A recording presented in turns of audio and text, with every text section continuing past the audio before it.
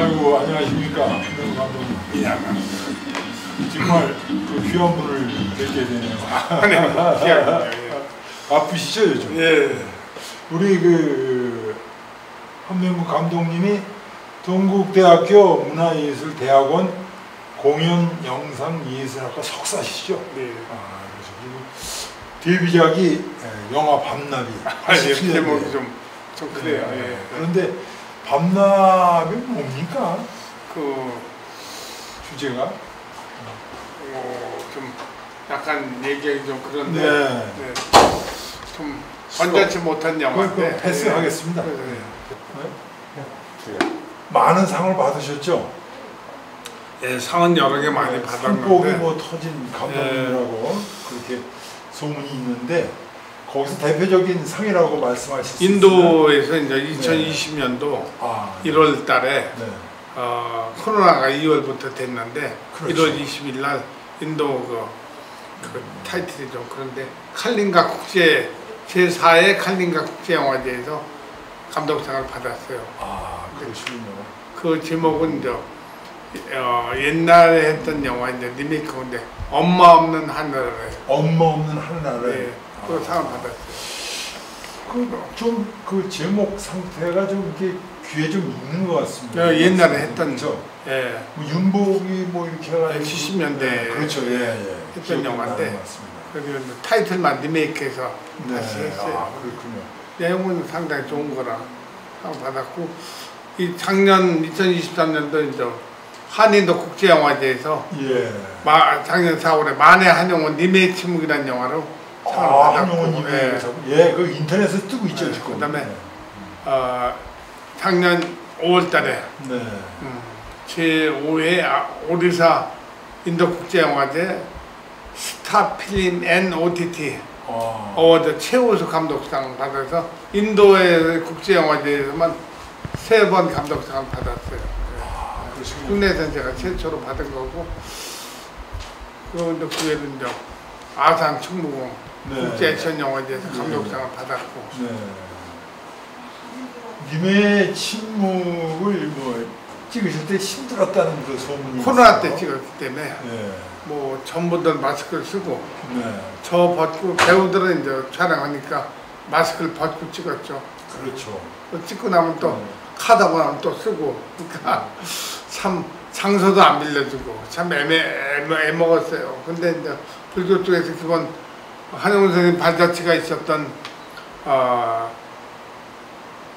속초, 신흥사, 인제 백담사, 고성관봉사 이런 데서 찍고 종로상가 이제 대각사라는데 백용성 스님이라고 불교 쪽에 대단한 선생님 대각사에서도 찍고 한용운 선생님 생가 충남 홍성 송곡리에서 찍고 성북구 이제 신부장이 되는 데서 마지막 돌아가실 때까지 거기서 이제 집필하시다 돌아가신 신부장이라는 데가 있어요. 그러니까 성북구청에서 잘 보존해주고 있는데 그 외에 이제 해외에 인도 이제 그 마하트마 간디라는 인도 최고의 이제 인권운동가를 한용운 선생님이 만났어요. 만나서 한국에 조선에 가면 이제 비폭력 무저항 운동 이걸 해라. 그래서 이제 맨손으로 시위하는 게 이제 비폭력 무저항 운동이거든요. 그래서 간디 선생님 얘기를 듣고 와서 이제 유관순한테 얘기해 준 걸로 알고 있거든요. 그렇게 된 거예요. 일반 사람들은 잘 몰라요. 그리고 일본 종무원에 종무원에 가고 거기서 또 불교를 공부하고 또 불교 한국 불교를 또 알리고 그러니까 일본 교토에 가셨고 그다음에 중국 이제 만주에 가서도 또 뭐 불교 문제 때문에 이제 만주 군관학교 찾아가서 이제 거기서 이제 군자금도 전하고 독립운동 일조를 하셨죠.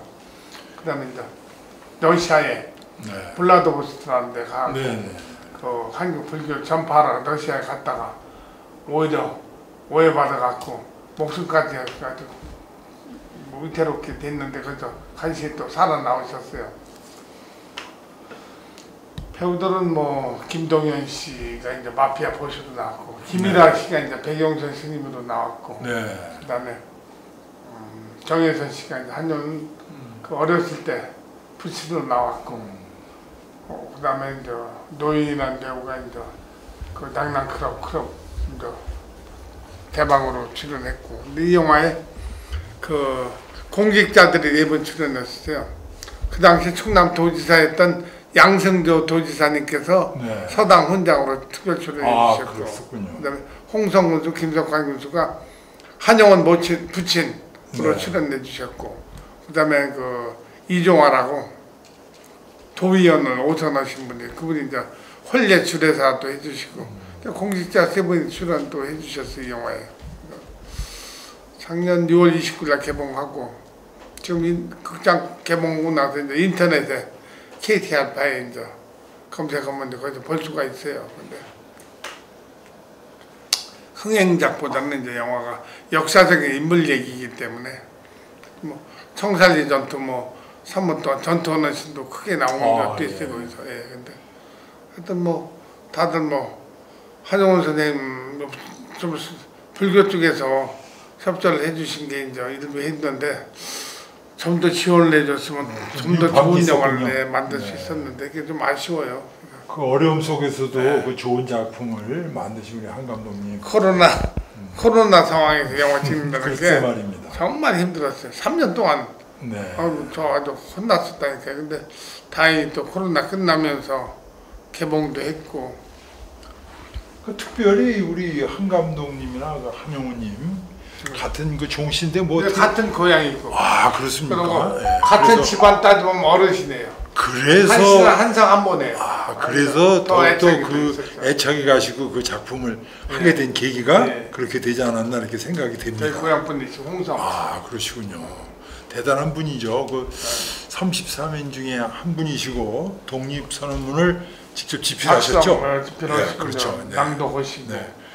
그 교도소에서 있으면서도 서대문형무소에 3년간이죠. 그것도 치르셨는데 그때 유관순이 그 옥고에 같이 있었어요. 그렇습니까? 예. 같은 시대 같은 인물에서 재판도 같이 받은 걸로 나와 있고. 뭐 그런 걸 세세히 알으셔야 그 작품을 만드시죠. 네, 뭐 설정하게 감독님이시니까. 참 하여튼 많은 그 작품을 하지 않으셨습니까? 그리고 또 이번에 뭐 부산국제영화제의 뭐 심사위원으로 그것도 했었고요. 예. 초대받으셨죠? 아니 그 당시 오래됐죠. 2002년도니까 한 20년 넘었죠. 글쎄요. 예. 전에. 예. 근데 그런 걸 떠나서 이제 인도에서만 제가 3번 국제영화제 감독상을 받고 아직 깐느나 베니스엔 제가 아직 못 갔는데 저도 이번 준비하는 영화는 이제 그래서 이번에 뭐 대작을 뭐 준비를 하신다고. 거제도 포로수용소라고. 거제도 포로수용소. 그건 엄청난 그 자금이 들어가지 않을까 하고 또 대작이니까 17만 8천 명이 이제 포로수용소에 있었는데 그 북한군이 한 13만 명, 중국 인민치용군이 2만 명, 그다음에 의용군 그다음에 반공 포로들이 한 학도병이 한 2만 명이서 여성들도 있었죠. 여성 포로가 한 300명. 그거 아주 세세하게 준비를 역시 그 감독님이시니까. 영화가 상당히 우리가 알려지지 않는 그 포로 수용소에 그렇겠죠. 포로들이 소고기, 돼지고기, 닭고기, 계란, 야채 이런 걸 먹었대요. 근데 경비병들은 잘 못 먹었는데 포로들은 너무 잘 먹었다고 기록에 나와 있어요. 그렇습니까? 예. 그 어떻게 그렇게? 그 유엔에서 관리를 했는데 실질적인 관리인데 미국에서 했죠. 미국이 정말 대단한 나라예요. 하루 밥 3끼를 이 1951년 2월부터 53년 그 7월까지 약 한 29개월을 하루에 3끼 밥을 먹였다는 게 쉬운 게 아니거든요. 그리고 또 정말 그 음식의 질도 높게. 그리고 2만 3천 명 이승만 박사가 포로들 석방한 게 있어요. 근데 그건 미국 동의 없이 유엔군 동의 없이 자기 당신 이름으로 그냥 230명 23,000명을 포로를 석방했는데 그 석방하게 된 아주 비하인드 스토리가 재밌어요. 고춧가루 불을 타가지고 바켓에다 경비들 얼굴에 뿌리고 23,000명이 석방했어요. 그리고 그들이 나갔군요. 네, 23,000명이 석방했어요. 그러니까 다들 뭐 부산 뭐 이쪽 고춧가루 탄 물을 던지고. 네, 고춧가루 불을 뿌리고. 그 특별한 이유가 있었을까요, 그걸? 안 내보내니까. 안 내보내니까. 고춧가루 얼굴을 한 명 MP들한테 뿌리고 나갔어요. 기록에 나와 있어요. 고춧가루 폭탄을 맞았군요. 네, 그러니까 얘들 체류탄보다 한국 고춧가루 더 맵다. 그렇죠. 태양초를 좀 이렇게 말았으면. 네, 뭐 어떤 우리가 포로수용소니까 그 포로수용소에 억압돼 있는 게 아니라 그 안에서 자유롭게 풀어줬어요. 그래서 이놈들이 또 그 포로수용소 도드라는 포로수용소가 이제 완스타인데 포로수용소장을 납치에다가 얘들이 처우 개선해달라 해갖고 한 5일 동안 납치됐다가 다시 풀어줬는데 밤이면 김일성 수령 만세, 스탈린 만세, 마오쩌둥 만세 밤새 외치고 그렇죠. 임금이 불러 만세 부르고 이쪽은 그다음에 걔들 이제 북한 그 의용군이고 이쪽은 남한의 반공 프로젝트 대한민국 자유민주주의 만세하고 그 안에서도 막 다투고 그랬어요. 그 사람들도 몇 명 많이 죽었는데 그 1949년도 8월에 스위스의 제네바 협정이라는 조약이 있었는데 그 조약을 지키기 위해서 포로들한테 인권서부터 모든 걸 처우 개선을 해서 해준 거예요. 한 세계 최초로 인권 교도소예요. 그러니까 아마. 그렇죠. 뭐 전 세계적으로 다 주목이 돼 있으니까. 그 안에서 달리기 하는 리레이 하는 것도 있어요. 복싱 권투하는 것도 있고. 영화에 다 나오고. 네, 나와요. 나오고 이제 뭐 댄스 춤추는 것도 나오고 살풀이 춤, 국악 공연하는 것도 그 안에 실제 했었어요. 그 말이 안 되는 얘기인데 그 안에 그런 게 있었더라고. 육군본부 그 당시 이제 부관감실에서 여군 군악대를 또 모집했어요. 그 얘들이 가서 거기서 포로정에서 군악 연주도 해주고 그랬어요. 그래서 얘들이 이제 중간 공연을 했고, 해주고 경기도 좀 서주고 그랬는데 우리가 생각하는 포로수용소 요즘 교도소하고 비교한 게 아니라 글자 그대로 포로수용소예요. 영화 세계적인 이제 스티븐 스필버그라는 최고 감독이 자기가 주라기 공원하고 인디아나 존스도 만들었는데 신들러 리스트라는 영화를 자기가 만들었는데 자기가 자기 최고의 일생일 때 대작이라고 하는데 유태인들 독일 나치가 학살하고 오는 거 300만 명을 학살했어요. 살아남은 사람이 저도 그 영화를 봤어요. 1200명이 살았어요. 근데 그러니까 거제도 포로수용소는 이제 한국판 신들러 리스트로 봐야 돼요. 그렇겠죠. 네. 다 역사적으로 잊혀지고 그랬는데 포로수용소 얘기만 나오는 게 아니라 그 막갈리도 유명한 지평리 막갈리 유명하잖아요. 지평리 전투가 양평에서 있었어요. 그 6.25 때. 그래서 한국군이 승전한 전쟁이 그다음에 타부동 전투라고 칠곡 대구 옆에 칠곡에서 있었던 그 전투인데 그것도 아군이 승리를 했고 그게 영화에 나와요. 그게 나와요. 전투신이 나오고 흥남보도 철수하는 게 있어요. 한 5,000명 수용했는데 2만 명을 포로 싣고서 남한에 오는 게 있어요. 그것도 영화에 찍어야 돼요. 그 CG도 작업을 하는데 국제시장이라는 영화에서 국제시장. 제가 지금 그 말씀을 드리려고 했었는데 맞아요, 말씀하신 그 상당히 제작비도 엄청나게 많이 들어가는 영화다 보니까. 그럼 이번에 그 포로 수용소 거제도 약 그 제작비를 어느 정도로 지금 520억 예산하고 520억. 국내에선 가장 큰 영화예요. 300억 넘는 영화 별로 없는데 제일 큰 제작비로. 그럼 지금 그 여러 가지 그 세트장이 있어야 되겠어요. 세트장은 이제 매입을 해놨고 투자자가 날이 좀 선선해지면 세트 작업 시작할 거예요. 그럼 언제 정도의 그 영화를 시작을 하실까요? 촬영은 내년 초부터 아마 할 것 같아요. 거제시에서 이제 토목 작업 해주고. 그렇겠네요. 그러면 거제도에서 많은 협조를 좀.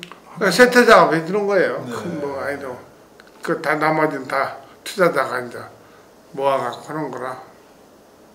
그 다큐멘터리적인 게 아니겠는가 이렇게 이건 생각해요. 사업 영화예요. 극장에 사업 개봉해. 영화예요? 다큐멘터리는 재미없죠. 의미도 없고 유명한 톱배우들도 나와야 되니까 다큐는 한계가 있어요. 첫째 사업 영화 장편 네. 극장 개봉하는 거라 다큐로 지금은 뭐 크게 돈 많이 안 들죠. 이건 기록 있는 것만 갖다 모아 그런 거라 이건 실제 배우들이 나와서 연기를 해야 되니까. 머릿속에 우리 한 감독님이 다 지금 준비를 하고 있습니다만 시나리오는 지금 네. 초에 나와 있고요. 네. 제가 계속 각색을 하고 고쳐가고 있어요. 그것도 이제 그 찍는 것도 중요하고 제작비도 중요하지만 흥행이 중요한 거 아니에요? 흥행은 어떻게 보십니까? 1000만 원 넘어야죠. 네. 되지 않을까 저도 그 생각을 그러니까 합니다. 유명한 홍보에, 배우들 쓰고 네. 작품이요? 그다음에 홍보도 엄청나게 많이 할 거고 네. CG도 최고로 할 거고 드라마트 관계 이런 소재는 국내에 처음 없던 거라 전에 뭐 독립영화니 뭐 간간히 조금씩은 국방부 영화니 거기서 포로수용소에 대해서 조금 나왔는데 이건 서쪽에 한 2시간 한 40분 정도 네.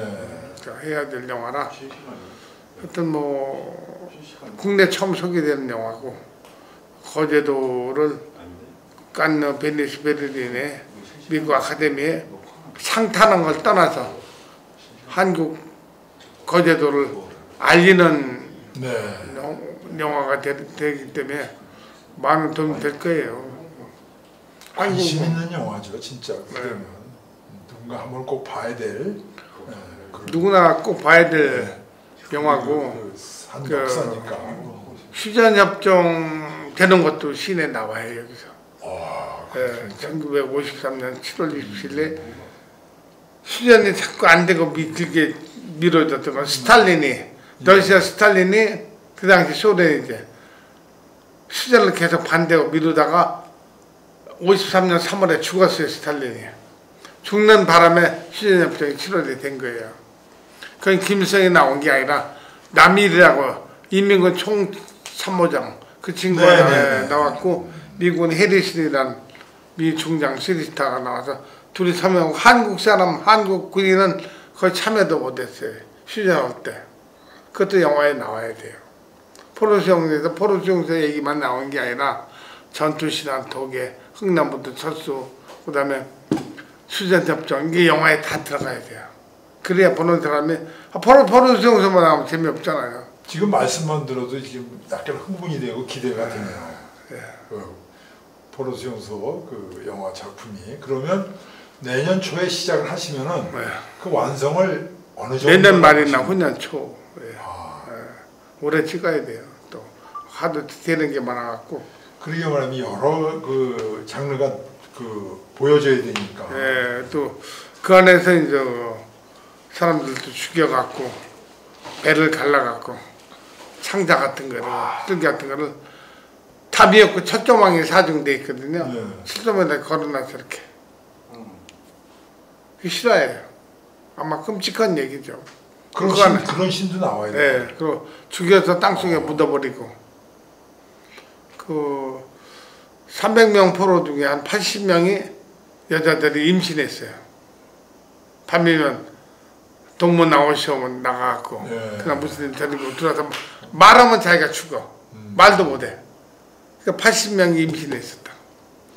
지금 감독님의 이게 말씀을 들어보니까 좀 상상이 되네요. 그 영화가 과연 대작이고 꼭 봐야 될 영화가 아닌가. 그리고 또 세계적으로 뭔가 널리 알려져 이런 기록적인 영화는 아닌가 생각이 아직 없었고 이게 참 지금 시대도 아니고 그 당시 51년도 얘기인데 미군이 엄청난 물량을 포로들한테 지어놓은 거예요. 자료도 수집을 많이 하셔야 엄청나게 했죠. 지금도 하고 있는데 지금 한 건 다 했어요. 지금 엄청나게 좀 몇 개월 동안 파헤쳤는데 저도 처음에는 깊게 생각했는데 갈수록 뭐 새로운 게 나오다 보니까 포로수용소 소장이 바뀌었어요. 또 중간에 이놈들이 북한군한테 납치당해갖고 그래갖고 새로운 소장이 왔고 공수부대 출신 왕스타가 왔어요. 그래갖고 얘들 그냥 탱크로 밀어버렸어요. 그리고 많이 묶여있는 포로들을 나눴어요. 600명씩 나눠갖고 여러 분산을 시켰어요. 모임을 사고 나니까. 그 인원도 엄청난 인원이 필요하겠네요. 17만 8천 명인데 옛날 같으면 뭐 사람 세대 많이 불러가지고 요즘은 한 지금 500에서 촬영 기법으로 그런 게 되지 않습니까? 500에서 한 700명 정도. 네, 그럼 그 더 많은 인원들이 여자들 이렇게 한 300명 한 1000여 명 갖고 해야 돼. CG 작업을 해야 돼. 그래서 CG도 최소한도 그 정도 인원은 있어야 된다. 보는 관객은 똑같이 실제 그 인원이 있는 것 같지. 노량이라는 영화 얼마 전에 한 게 다 CG로 한 거. CG 기술이 컴퓨터 그래픽인데 참 세상이 좋아졌어요. 옛날 배너나 쉽게 찍을 때하고 틀리다. 그런 거 보면 참 신기하더라고요. 저게 어떻게 했을까? 우리는 뭐 영화에 대해서 모르니까. CG 작업이 한국이 최고예요, 세계에서. 그렇습니까? 네. 참 그 후하라면 CG가 영화 하기가 편하죠. CG 작업이 무지하게 비싸요. 돈 많이 들더라도 이제 보는 관객한테는 이제 사실감 있게 느껴지니까. 한 감독님도 굉장히 마음이 설레시겠네요. 그 작품을 그렇죠. 접하면서 과연 어떻게 이걸 만들어야 될까. 세계적인 그 작품으로 내놔서 정말 그 한명구라는 우리 감독님의 이름 상태에 뭔가. 저는 6.25 때 참전을 안 했는데 제가 베트남전에 참전했어요. 월남전에 월남 베트남전에 그럼 전투를 취재해 보셨겠네요? 아니요, 전 보안부대에 있었어요. 보안부대에 계셨다. 했는데 제가 앙케페이스를 제가 직접 참여해서 종문기자를 했잖아요. 종문기자를 해서 사진 찍고 촬영하고 기사를 다 썼죠. 그러면 그래서 속속들을 잘 아시겠네. 월남전에 대한 6.25 전쟁하고는 다르지만 전쟁이라는 게 참 어떤 걸 좀 피부로 느낄 수가 있죠. 오늘 바쁘신데도 이렇게 인터뷰에 응해 주시고 앞으로 그 작품에 대해서 설명을 정말 많이 해주셨는데 기대가 됩니다. 좋은 작품 만들어 주십시오. 감사합니다.